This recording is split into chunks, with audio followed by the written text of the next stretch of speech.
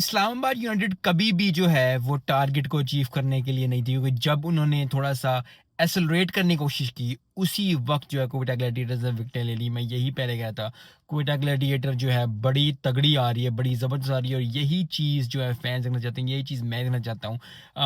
काफ़ी दिनों से तो आई, क्योंकि Quetta Gladiators at the end of the day जितनी भी हैं, सब कप्तानों का एक कप्तान है और वो है सरफराज़ अहमद। सरफराज़ अहमद की, मेरे लिए तो सरफराज़ अहमद की टीम है।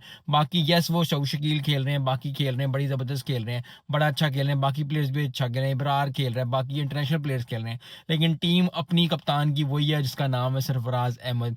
बहुत बहुत मुबारक हो सरफराज अहमद एंड को। बड़ी अच्छी अल्लाह ने दुआ कबूल की, फाइनल में पहुंच गए। आई होप कि मैं अभी भी फाइनल में उन्हीं के साथ ही हूँगा, लेकिन अब देखते हैं क्या बनता है क्या नहीं बनता। लेकिन इस्लामाबाद यूनाइटेड को अब जो है जिंजान लगानी पड़ेगी। एक चांस और है, लेकिन बड़ा टफ हो जाएगा।